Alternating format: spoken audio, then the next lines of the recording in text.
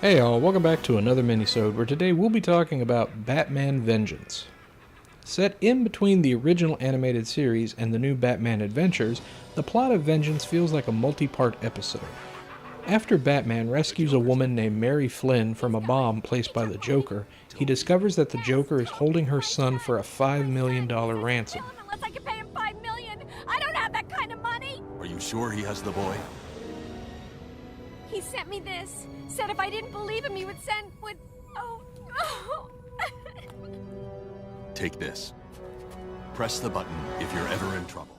When Batman goes to save the boy, it turns out to be a trap as Mary is actually Harley Quinn in disguise. The Joker and Batman get into a fight, causing Joker to fall to his death.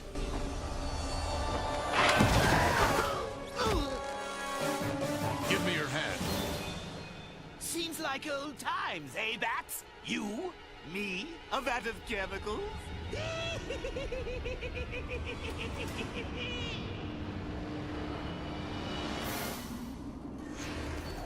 You're slipping, Joker.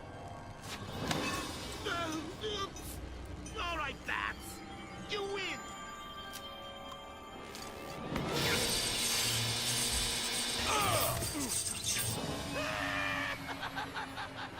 With Harley hiding and mourning, Batman notices a strange plot is forming involving some of his most infamous foes.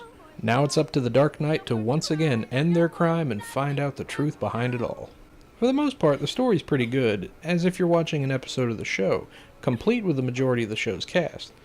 But let's get to gameplay first.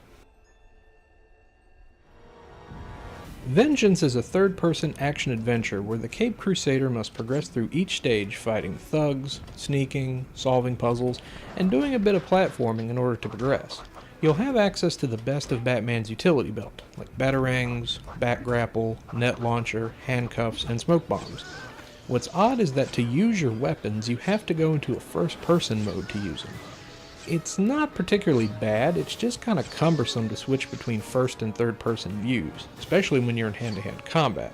You go into a fighting game view when duking it out, and you have a punch, kick, guard, and super moves, which are earned by cuffing thugs, to use.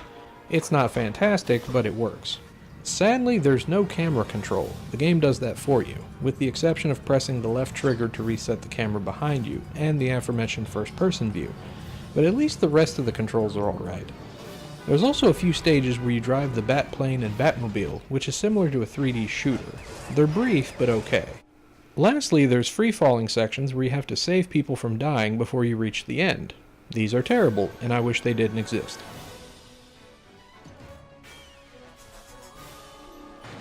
Visually, Vengeance looks real faithful to the new Batman Adventures show, with characters springing to life in 3D, while the levels just look average at best.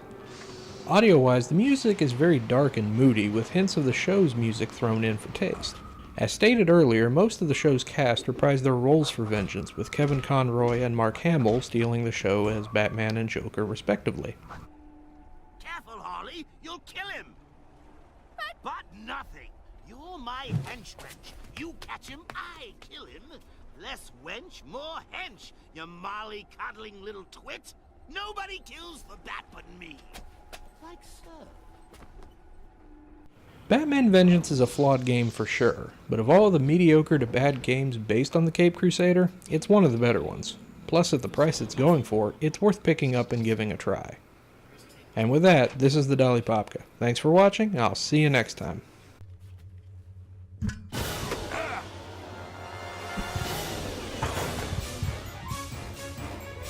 Where's Isaac Evers? Isaac's gone.